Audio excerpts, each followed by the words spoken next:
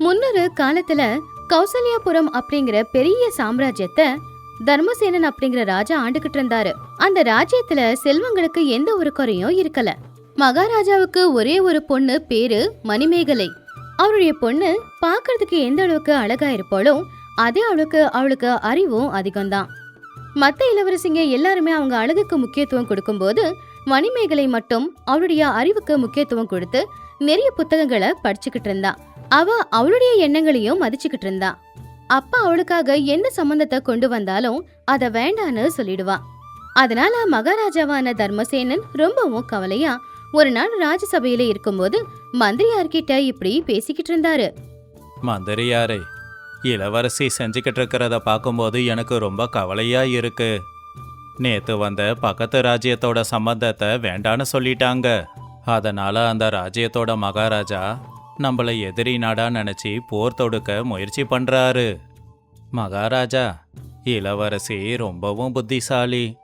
அவங்களுடைய குணத்துக்கேத்த வரன் கிடைக்கிறது அவ்வளவு சாதாரணம் இல்ல. ஆனா ஒரு பெண்ணோட மனசை புரிஞ்சிக்காம நாம கட்டாயப்படுத்துறது சரியில்லை மகாராஜா. நீங்களே நேர்ல போய் கேட்டு தெரிஞ்சுக்கோங்க. மந்திரி சொன்னதை கேட்டு மகாராஜாவும் இளவரசியோட அறைக்கு போய் இளவரசி கிட்ட இத பத்தி பேசினாரு. மணிமேகலை, உனக்கு வயசு என்னாகுதுன்னு தெரியுமாமா? 21 வயசாகுது. உங்க அம்மா இந்த வயசுல உன்னையே பெத்துட்டா. ஆனா நீ என்னமோ கல்யாணம் வேணான்னு சொல்றியே. உன்னை பெண் பார்க்கறதுக்காக எத்தனை ராஜ்யத்தை சேர்ந்த இளவரசர்கள் நம்ம ராஜ்யத்துக்கு வந்திருக்காங்க. ஆனா அவங்க எல்லாரையுமே நீ வேண்டான்னு சொல்லிட்டியேம்மா. உன் மனசுக்குள்ள எதனா ஆசை இருந்தா சொல்லுமா. அப்பா, நிறைய பணம் இருக்கிறவன் எனக்கு புருஷனா வேண்டாம். பெரிய வீரனும் எனக்கு புருஷனா வேண்டாம். இவங்க எல்லாரும் அவங்க பலத்தை வச்சு யுத்தத்துல ஜெயிச்சு என்ன அடையிறதுக்காக விரும்புறாங்க. பணம் இன்னைக்கு வரும், நாளைக்கு போகும். ராஜ்யம் இன்னொருத்தங்களுக்கு சொந்தமாகலாம். பலம் வயசாக ஆக குறைஞ்சு போயிடும். இது எதுவுமே நிரந்தரம் இல்லப்பா. எனக்கு வேண்டியது ஒன்னே ஒண்ணுதான். என்னை கட்டிக்க போறவன் புத்திசாலியா இருக்கணும். அதே மாதிரி ஆடம்பரம் இல்லாத நல்ல மனசும் இருக்கணும். அப்படிப்பட்டவனை தான் நான் கல்யாணம் பண்ணிக்க விரும்புறேன்.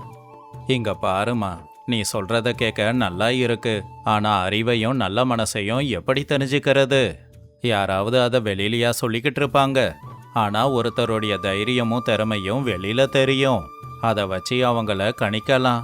ஆனா ஒரு மனுஷனுடைய இதயத்தை எப்படி சொல்ல முடியும்? அப்பா, அதுக்கு என்கிட்ட ஒரு வழி இருக்கு. இத உங்க அனுமதியோடவே நான் செய்யறேன். நான் 3 கேள்விகளை தயார் பண்ணிருக்கேன். யார் இந்த 3 கேள்விக்கும் சரியான பதில் கொடுக்கறாங்களோ அவங்கள நான் கல்யாணம் பண்ணிக்கிறேன். அவங்க யாரு, அவங்க குலம் என்ன, அவங்க கிட்ட என்ன வசதி இருக்கு, இது எதுவும் எனக்கு வேண்டாம். எனக்கு தேவை இந்த 3 கேள்விகளுக்கான பதில். அவன்தான் உண்மையிலேயே என்னை கட்டிக்க தகுதி இருக்கிறவன். ஆனா சாதாரண மக்களை போட்டிக்கு வர சொன்னா நம்ம ராஜ்யத்துக்கு அவமானம் இல்லையா? அறிவுக்கு குலம், மதம், ஏழை, பணக்காரன் அப்படிங்கிற வித்தியாசம் எதுவும் இல்லப்பா. தயவு செஞ்சு நான் சொன்னதை நீங்க செய்யுங்க. சரிம்மா, நீ சொன்னபடியே செய்யறேன். ஆனா ஒரே ஒரு நிபந்தனை இருக்கு. நீ வைக்கிற சோதனைக்கு 1 மாசம்தான் அவகாசம். அதுக்குள்ள நீ ஒரு பையனை தேர்ந்தெடுக்கல அப்படின்னா நான் சொல்ற பையனை கல்யாணம் பண்ணிக்கணும். சரியா? சரிங்கப்பா. அதுக்கப்புறம் நீங்க என்ன சொன்னாலும் நான் செய்யறேன். அன்னைக்கே ஊர் முழுக்க இந்த தண்டோராவை போட்டாங்க. இது மூலமா ஊஜனங்களுக்கு தெரிவிக்கிறது என்னன்னா, நம்மளுடைய இளவரசியான மணிமேகலை கேக்குற 3 கேள்விகளுக்கு யாரு சரியான பதில கொடுக்கறாங்களோ அவங்களதான் நம்ம இளவரசி கல்யாணம் பண்ணிக்க போறாங்களாம். இதுல யாரு வேணும்னாலுமே கலந்துக்கலாம் அப்படின்னு சொன்னாங்க. இந்த விஷயம் நெருப்பு மாதிரி அந்த நாட்டு முழுக்க பரவுச்சு. அந்த நாட்டோட தலைநகருக்கு கொஞ்ச தூரத்துல ஒரு சின்ன கிராமத்துல மாதவன் அப்படிங்கிற ஒரு சாதாரண ஏழை நெசவாளி இருந்தான். டேய் மாதவா, அந்த தண்டோராவை கேட்டியா? மகாராஜங்க இளவரசனுங்க போய் கலந்துக்கிற போட்டியில நீ போய் கலந்துக்கிற அப்படின்னு மட்டும் சொல்லிடாதடா. நம்ம தகுதி என்ன, அவங்க தகுதி என்ன, தகுதிக்கு மீறி எப்பவுமே ஆசைப்படக்கூடாதுல்லப்பா. அம்மா, ராஜா போட்ட தண்டோரால ஏழைங்க பணக்காரங்கன்னு பிரிச்சு சொல்லலையேம்மா. அறிவை தானே சோதிக்க போறாங்க. நீ சின்ன வயசுல இருந்து எனக்கு சொல்லி கொடுத்த அறிவு என்கிட்ட நிறைய இருக்கு. போட்டியில தோத்தா எனக்கு ஒன்றும் நஷ்டமாகாது. என் நேரமும் என் யோகமும் எப்படி இருக்குன்னு தெரிஞ்சுக்க இதை ஒரு வாய்ப்பா பார்க்கறேன். உன் மனசு ரொம்ப சுத்தமான மனசுடா. சரி போ, அந்த கடவுளோட ஆசீர்வாதம் எப்பவுமே உனக்கு நிச்சயமா இருக்கும். ஒரு வாரமா ராஜசபைக்கு நிறைய பேர் வராங்க போறாங்க. ஒரு நாள் சபையில நிறைய பேர் இருந்தாங்க. இளவரசியான மணிமேகலை திரைக்கு பின்னாடி ஒரு சிம்மாசனத்துல உட்காந்துக்கிட்டு இருந்தா. அப்பதான் மகத தேசத்தோட இளவரசன் யுவராணி கேக்குற கேள்விகளுக்கு பதில் சொல்றதுக்கு வந்தாரு. இளவரசியோட கேள்விய நான் கேட்க போறேன். எது எப்பவுமே கொடுத்துக்கிட்டே இருக்கும், என்னைக்குமே நிறுத்தாது? எது எப்பவுமே பங்கு போடப்படும், ஆனா குறையவே குறையாது? இது எதுன்னு சொல்லுங்க. இது என்ன பெரிய கேள்வியா இளவரசி? அது ரொம்ப சுலபம். அது தங்கம். எங்க அப்பாவோட கஜானாவில் வம்சம் வம்சமா வர்ற தங்கம் மழை அளவு இருக்கு. அது மட்டும் இல்லாம அது குறையவே இல்லை. அது மட்டும் இல்லாம ராஜ்யங்கள் அதிகரிக்கும் போது அதுவும் அதிகரிக்குது. உங்க கேள்விக்கான பதில் என்கிட்ட இருக்கிற தங்கம்தான். இல்ல இளவரசே, உங்க பதில் தவறு. தங்கம் எவ்வளவுதான் இருந்தாலும் பங்கு போட்டுக்கிட்டே போனோம்னா என்னைக்காவது ஒரு நாள் அது குறையத்தான் செய்யும். தங்கம் நிரந்தரம் இல்ல. நீங்க அடுத்த கேள்விக்கு தகுதியானவர் இல்ல. தயவு செஞ்சு சபையை விட்டு வெளியில போயிடுங்க. அது கேட்டு அந்த இளவரசன் அவமானத்துல தலகுனிஞ்சு அங்கிருந்து போயிட்டான். அதுக்கப்புறமா சோழ தேசத்தோட ஒரு இளவரசன் வந்தான். அவன்கிட்டயும் அதே கேள்வியை தான் கேட்டாங்க. இளவரசி, இதுக்கான பதில் வீரம். நான் எத்தனையோ யுத்தத்துல கலந்துக்கிட்டேன், ஆனா என்னோட வீரம் குறையல. நான் நிறைய யுத்தங்களை கலந்துக்கும் போது என் வீரம் அதிகரிக்குது. அதனால எவ்வளவு கொடுத்தாலும் குறையாதது வீரம்தான். இளவரசரே, உங்களுக்கு வயசாகும் போது வீரமும் உங்க உடல் பலமும் குறையும். உங்க உடம்புக்கு காயமாச்சுன்னா உங்க வீரம் எங்க போகும்? சாவு உங்களை நெருங்கி வரும்போது வீரத்தை வச்சு என்ன செய்வீங்க? நீங்க சொன்ன பதில் தவறு. நீங்க இங்க இருந்து போகலாம்.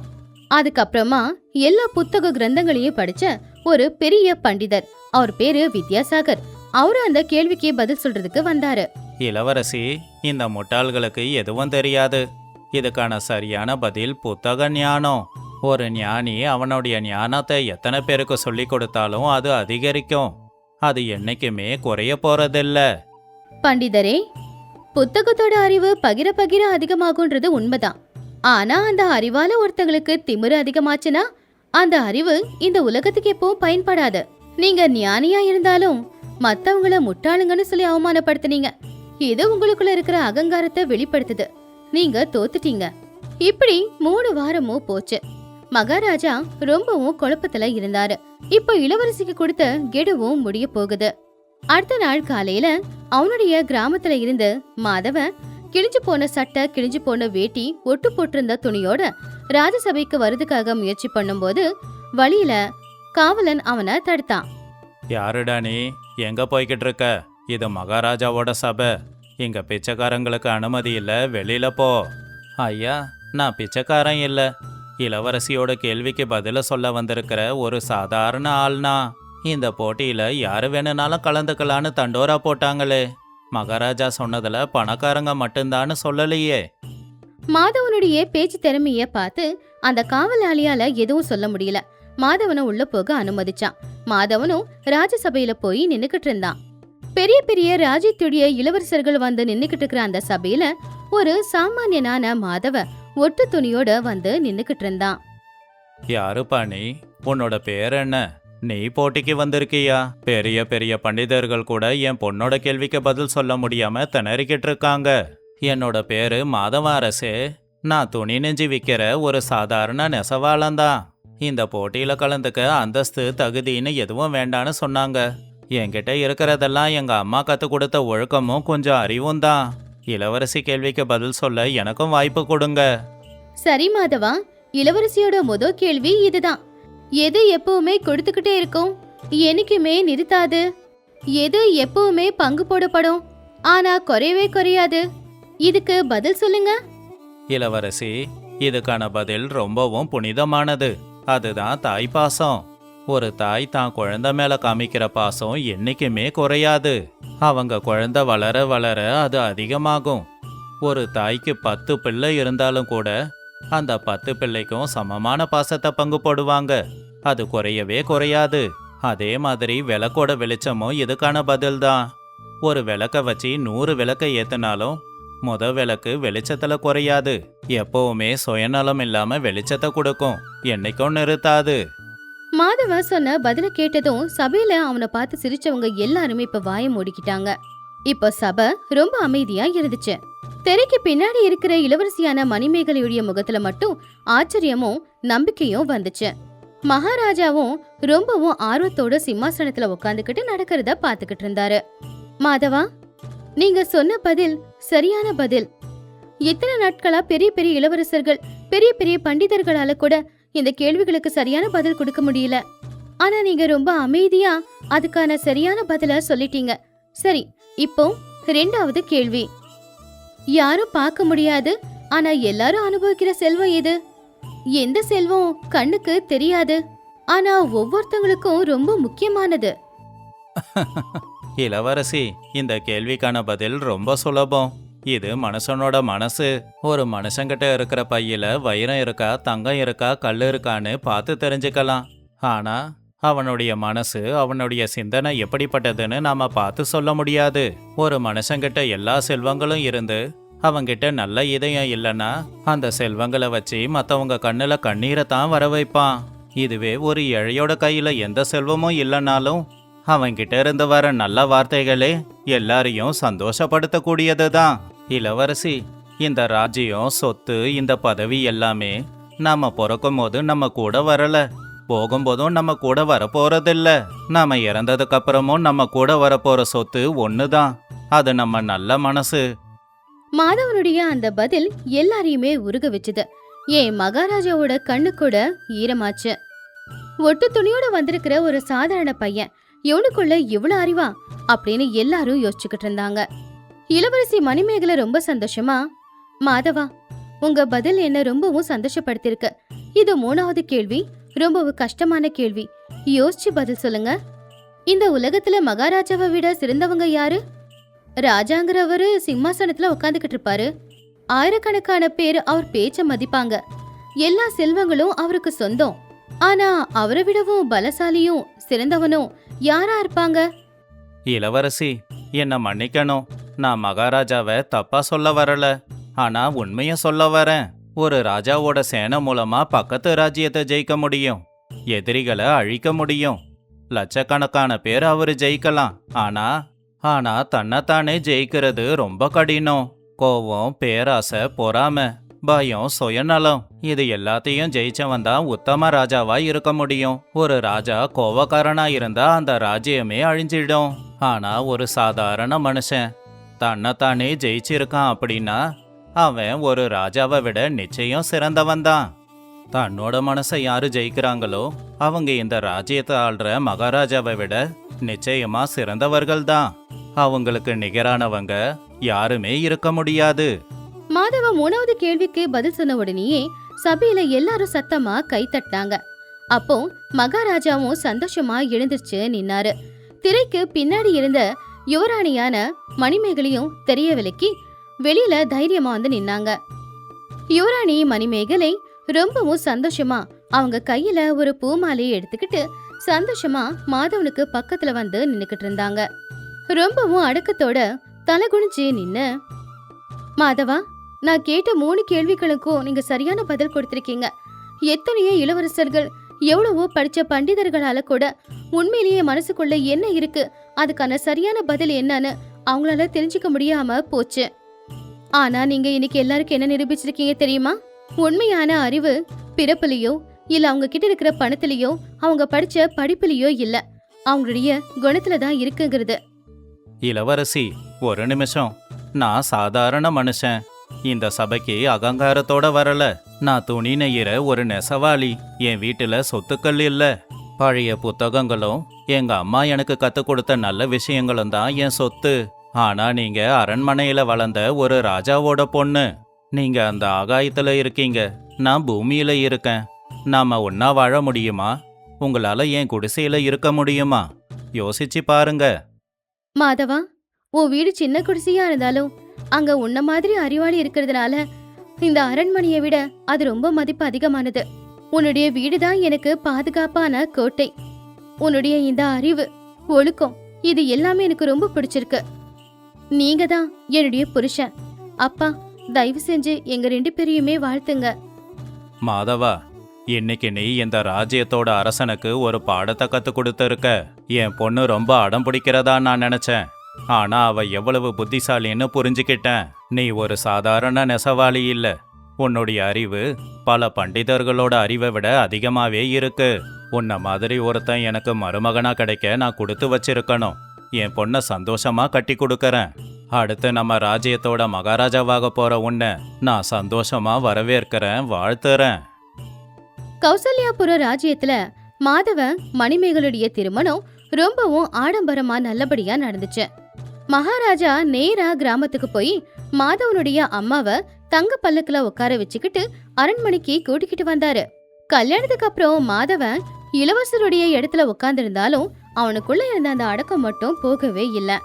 பட்டு துணியை போட்டிருந்தாலும் அவனுடைய பழைய வாழ்க்கையை அவன் மறக்கவே இல்ல. எப்போ மகாராஜா தர்மசேனனுக்கு வயசாச்சோ அப்போ அவரு மாதவனை அந்த நாட்டுக்கு அரசரா அறிவிச்சாரு.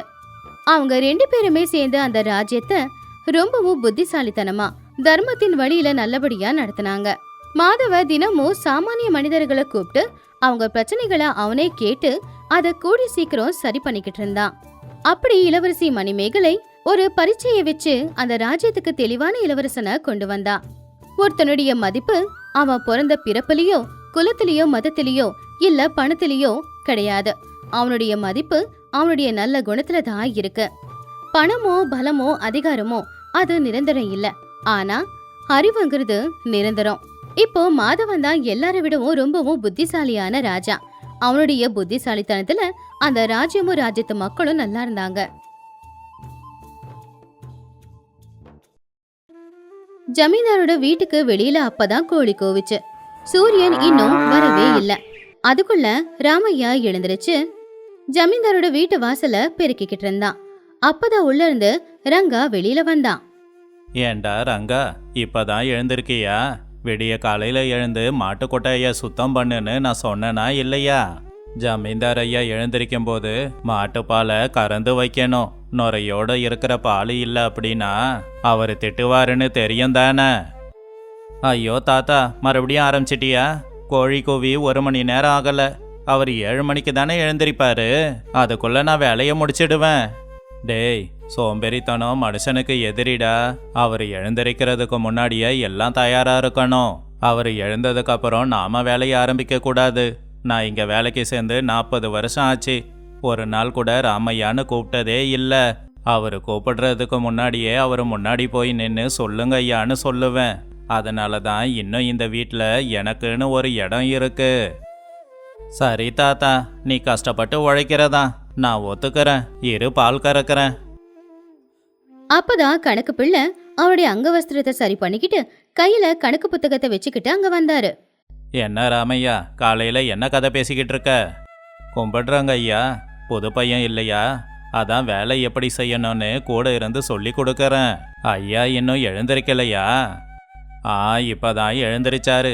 குளிக்கிறதுக்கு தண்ணி வைக்க சொல்லியிருக்காரு. தண்ணி வச்சிருக்கோம். ஐயாவுக்கு மனசு சரியில்லை. ஏன்னா நேத்து லாயர் வந்தாருல்ல, இட தகராறு விஷயம் ஏதோ, அதில் நமக்கு சாதகமா தீர்ப்பு வராதான். அதான் ஐயாவுக்கு கொஞ்சம் மனசு சரியில்லை. ஐயோ அப்படிங்களா ஐயா? அப்ப நான் இன்னைக்கு கொஞ்சம் கவனமா இருக்கணும். அவர் வர்றதுக்குள்ள துளசி தீர்த்தத்துக்கு ஏற்பாடு பண்ணணும். சுட சுட டீ போட்டு நானே கொண்டு போறேன். இந்த ரங்காவை அனுப்பி வச்சா ஏதாவது ஒரு வேலையை பார்த்து வச்சிடுவான். அதுவும் சரிதான். அவர் கோவத்தை உன்னால தான் தாக்கு பிடிக்க முடியும். ஆமா ராமையா, உன்னோட பொறுமையை பாராட்டி தான் ஆகணும்.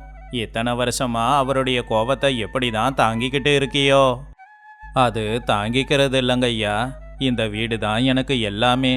ஐயா என் மேல கோவப்படலாம், ஆனா எனக்கு ஒரு கஷ்டம்னு வந்துட்டா எனக்கு உதவவும் எனக்குன்னு வந்து நிற்கவும் அவரை தவிர யாரும் இல்லை. அவர் இந்த அளவுக்கு என்ன பார்த்துக்கிறாரே, போதாதா? சரி சரி, உன் கதையெல்லாம் பேசாம சீக்கிரம் டீயை கொண்டு போ. ஐயா ரூம்ல அங்க இங்க நடக்கிறாரு. பார்க்க புலி மாதிரி இருக்கு. அது ஜமீன்தார் பூபதியோட அறை. பூபதி பட்டு துணிய போட்டுக்கிட்டு அவருடைய படுக்கையறையில ஏதோ ரொம்பவும் பதட்டமா அங்க இங்கன்னு சுத்திக்கிட்டு இருந்தாரு. ராமையா வெள்ளி கிளாஸ்ல சூடா டீய ஊத்தி எடுத்துக்கிட்டு வந்தான். அப்போ பூபதி அவனுடைய மனசுக்குள்ள, அந்த லாயருக்கு எவ்வளோ திமிரு இருக்கணும், எவ்வளோ திமிரா பேசுறான். ஜமீன்தார் அப்படின்னா சாதாரணமா நினைச்சிட்டான் போல. என்னையே கேள்வி கேட்டு என்னையே தோக்கடிக்க பார்க்கறானா? ராமையா உள்ள வந்து டீ கிளாஸ வைக்க போனான். ஐயா இந்த டீயை குடிங்க, உங்க தலைவலி குறையும். அப்ப உடனே பூபதி ராமையாவை பார்த்து, ம், யார் அது? ஓ நீயா? எவ்வளோ நேரமா நின்றுக்கிட்டு இருக்க? திருட மாதிரி சத்தமே போடாம வரியே. இல்லைங்க ஐயா, நான் இப்பதான் வந்தேன். நீங்க ஏதோ யோசிச்சுக்கிட்டு இருந்தீங்கன்னு. யோசிச்சுக்கிட்டு இருந்தா அமைதியா வருவியா? சரி, ஏற்கனவே தலை வலிக்குது. கணக்கு புத்தகத்தை எடுத்துக்கிட்டு அந்த கருணா வந்தானா?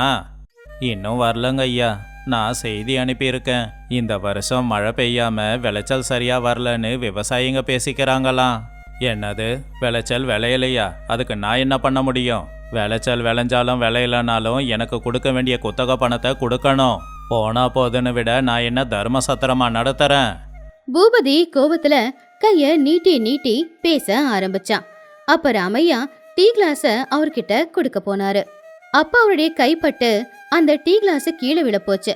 ராமையா பதட்டமா அதை பிடிக்க போய் தவறி அந்த டீ எல்லாமே ஐயாவோட வெள்ளை வேஷ்டியில கொட்டிடுச்சு. சூடான டீ அந்த வேட்டியில பட்ட உடனேயே பூபதிக்கு இல்லாத கோவம் எல்லாம் மொத்தமா வந்துச்சு. அது சூட்டால வந்த கோவம் இல்ல, அவனுடைய வேஷ்டி கரையாயிடுச்சு அப்படிங்கிற அகங்காரம். டே முட்டா பயலே, என்னடா பண்ணி வச்சிருக்க? கண்ணு தெரியலையா? ராமையா கடகடன்னு நடுங்கி இடுப்புல கட்டியிருந்த துண்டை எடுத்து வேஷ்டியில கொட்டின டீய துடைக்க போனான். ஐயா, என்ன மன்னிச்சிடுங்க ஐயா. நான் கை நடுக்கத்துல ஏதோ தெரியாம தவறி கீழே போட்டுட்டேன். அதான் இப்படி பட்டுடுச்சு. என்ன மன்னிச்சிடுங்க ஐயா. இதோ இப்பவே நான் இதை சுத்தம் பண்ணுறேன்.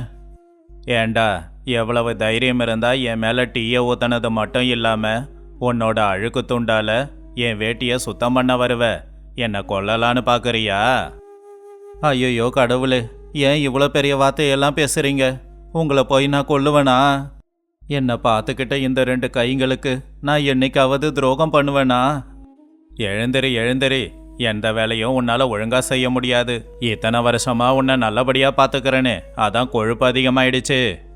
பூபதி பக்கத்துல இருக்கிற குச்சி எடுத்து ராமையாவோட தோல்ல ஓங்கி அடிச்சான். பாவ ராமையா அம்மா அப்படின்னு சத்தமா கத்துனான். அடி பலமா பட்டுச்சு. ஐயா, என்னங்கய்யா ஆச்சு?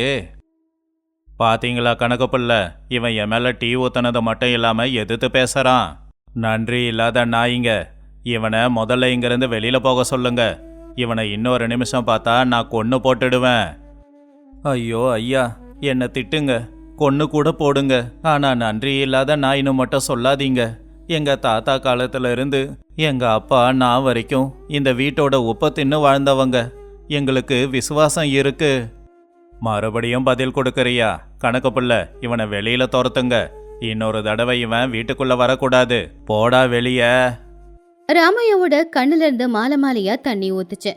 அது அடிச்சதுனால இல்ல, நன்றி இல்லாத நாய். அது மட்டும் இல்லாம எல்லாருக்கும் முன்னாடி இவனை வெளியில துரத்துங்க அப்படின்னு சொன்ன வார்த்தை அவருக்கு ரொம்ப வலிச்சுது. அமைதியா தலை குனிஞ்சி ஐயாவை பார்த்து கையெடுத்து கும்பிட்டு பாரமான இதயத்தோட அவர் அந்த வீட்டை விட்டு வெளியில வந்துட்டாரு. அன்னைக்கு சாயந்தர நேரம் ராமையா வெளியில கைத்துக்கட்டுல உட்காந்துக்கிட்டு அமைதியா பாத்துக்கிட்டு இருந்தாரு. சுப்பம்மா பத்து அரைச்சு கொண்டு வந்து ராமையாவோட தோல்ல பத்து போட்டாங்க. பாத்தீங்களா எப்படி கண்ணி போயிருக்குன்னு? உங்க உடம்பே எலும்பு கூடு மாதிரி இருக்கே. உங்களை அடிக்கிறதுக்கு அந்த மனுஷனுக்கு எப்படிங்க கை வந்துச்சு? இத்தனை நாளா நீங்க கஷ்டப்பட்டது இதுக்காக தானா? அடி போட்டது எனக்கு இல்லம்மா, என்னோட வாழ்க்கைக்கு. இத்தனை நாளா அந்த வீட்டை நான் கோவிலா நினைச்சுக்கிட்டு இருந்தேன். முதலாளிய கடவுளா கும்பிட்டுக்கிட்டு இருந்தேன். நம்முடைய கஷ்டம் சுகம் குழந்தைங்களோட கல்யாணம்னு எல்லாத்துக்கும் அவர் தான் துணையா இருந்தாரு. ஆனா இன்னைக்கு அவரு என்ன பார்த்த பார்வை, சொன்ன வார்த்தை ஒரு மனுஷனா என்ன கொன்னுடுச்சு. கோவத்துல தெரியாம ஏதோ சொல்லிருப்பாரு. நாளைக்கு காலையில எழுந்திருக்கும் போது எல்லாம் சரியாயிடும். நாம ஏழுங்க, இது எல்லாத்தையும் தாங்கிக்கிட்டு தான் ஆகணும். நான் பணம் இல்லாத ஏழையா இருக்கலாம், ஆனா மரியாதை இல்லாதவன் இல்ல. என் சட்ட கசங்க இருக்கலாம், ஆனா என் நேர்ம கசங்களையே. என்னை பார்த்து நன்றி இல்லாத நாயின்னு சொன்னாரு. அந்த வார்த்தை முள்ளா என்னை குத்திக்கிட்டு இருக்கு. நாய்களுக்கும் சுய கௌரவம் இருக்கும். முதலாளி எட்டி உதைச்சா அதுங்க அமைதியா தூரமா போயிடும். நான் மனுஷன், எனக்கு மட்டும் சுய கௌரவம் இருக்காதா? இனி அந்த வீட்டுக்கு போக மாட்டேன். இது என் சபதம். அடுத்த நாள் காலையில ஜமீன்தாரோட வீட்டுல எந்த வேலையும் சரியா நடக்கவும் இல்ல. புதுசா வேலைக்கு சேர்ந்த ரங்கையா பூபதிக்கு குளிக்கிறதுக்கு சுடுதண்ணி வைக்க மறந்து போயிட்டான். சுருட்ட காணுமே அப்படின்னு பூபதியும் தேடிக்கிட்டு இருந்தான். டே ரங்கா, எவ்வளோ நேரம்டா குளிக்க சுட தண்ணி வைக்க சொன்னா பச்சை தண்ணியை வச்சிருக்க? மன்னிச்சிடுங்க ஐயா, விறகு எங்க இருக்குன்னே தெரியல. அதான் அடுப்பு பற்ற வைக்க கொஞ்சம் நேரம் ஆயிடுச்சு. வீணா போனவனே, உனக்கு எதுவுமே தெரியாதா? ராமையா இருந்திருந்தா நான் கேட்கறதுக்கு முன்னாடியே எல்லாத்தையும் தயார் பண்ணியிருப்பான். அவன் எங்க இன்னும் வரலையா? நேத்து நீங்க கோவத்துல வேலைக்கு வராத போடான்னு சொல்லிட்டீங்கல்ல, அதான் அவர் வரல. ஓஹோ, போன்னு சொன்னா அப்படியே போயிடுவானா? அவன் தகுதிக்கு கோவம் வேற வருதா அவனுக்கு? என் காலை பிடிச்சி கெஞ்சி வேலை கொடுங்கன்னு கேட்க வேண்டாமா? இத்தனை நாளா நான் தானே சோறு அவனுக்கு போட்டேன். அவருக்கு கோவம் அதிகம் ஐயா. நீங்க சொன்ன வார்த்தைக்கும் அடிக்கும் அவருக்கு கோவம் வந்துடுச்சு. அவர் வயல்ல கூலி வேலை செஞ்சுக்கிட்டு இருக்காராம். அன்னைக்கு சாயந்தர நேரம் பூபதி அவருடைய நாற்காலியில உக்காந்துக்கிட்டு இருக்கும்போது பக்கத்துல கணக்கு புள்ள நின்னுக்கிட்டு இருந்தாரு. கணக்கு புள்ள, எனக்கு ஏதோ மனசு சரியில்லை. நேத்து தேவையில்லாம ராமையாவை அடிச்சிட்டனோ? பாவம், அவரு வயசானவரு. அதுக்கு எதுக்கையா வருத்தப்படுறீங்க? ராமையாவுக்கு பணத்தாசை இல்லையா என்ன? ஒரு 100 ரூபாய அவன் முகத்துல விட்டேறீங்க. நாய் வாலாட்டிட்டு வரா மாதிரி வந்து நிப்பான். பணத்தை பார்த்து ஆசைப்படாதவங்க யாரு இருக்காங்க? இது நல்ல யோசனை கணக்கு புள்ள. 100 ரூபாங்கிறது அவன் ஒரு வருஷத்தோட கூலி. சரி வாங்க, அவன் வீட்டுக்கு போலாம். நானே வீட்டுக்கு போனா அவனுக்கு கொஞ்சம் கௌரவமாவும் இருக்கும். ராமையாவும் சுப்பம்மாவும் வெளியில வாசல்ல உக்காந்துக்கிட்டு இருக்கும்போது அப்பதான் ஜமீன்தாருடைய குதிரை வண்டி வந்து அவங்க வீட்டு வாசல்ல நின்னுச்சு. டே ராமையா, எழுந்திரி. ஐயா நேராவும் வீட்டுக்கு வந்திருக்காரு. நீ எவ்வளோ கொடுத்து வச்சவன்? ராமையா பொறுமையா எழுந்துச்சு நின்னாரு. ஆனா பூபதியோட கால்ல விழுந்து வணக்கம் சொல்லல. அவரு நின்னு கையெடுத்து கும்பிட்டு மட்டும்தான் வணக்கம் சொன்னாரு. வாங்க ஐயா, இந்த ஏழையோட குடிசைக்கு வந்திருக்கீங்க. இங்க உங்களுக்கு உட்கார நாற்காலி எதுவும் இல்லை. இந்த கைத்து கட்டல தான் உட்காரணும். பரவாயில்ல ராமையா. என்ன கொஞ்ச நாளா வீட்டு பக்கம் காணோம்? என் மேல உனக்கு கோவமா?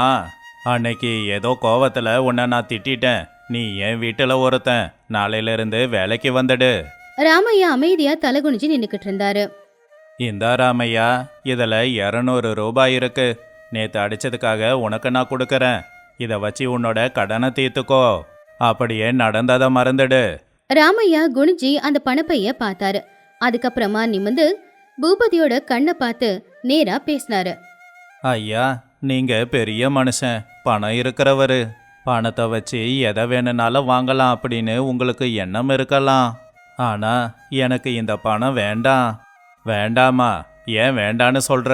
இன்னும் கோபம் போகலையா? இது கோபம் இல்லைங்க ஐயா, வருத்தம். அன்னைக்கு நீங்க அடிச்சதுல என் உடம்பு காயப்படல, மனசு காயப்பட்டிருக்கு. அந்த காயம் இன்னும் ஆறலங்க ஐயா. நீங்க இப்ப கொடுக்கற இந்த பணம் அன்னைக்கு என் கண்ணுல இருந்து வந்த கண்ணீரை தொடச்சிடுமா என்ன? டே ராமையா, அதிகமா பேசுற. மரியாதையா பணத்தை வாங்கிட்டு ஐயா காலில் விழு. இல்லைங்க கணக்கு புள்ள, காலில் விழுந்தா என் பசி வேணும்னா தீரும். ஆனா என் மனசு செத்து போயிடும். ஐயா, இப்ப இந்த பணத்தை எடுத்துக்கிட்டு நாளைக்கு நான் உங்க வீட்டுக்கு வந்தேன் அப்படின்னா என்ன நான் வித்துட்டேன்னு தானே அர்த்தம்.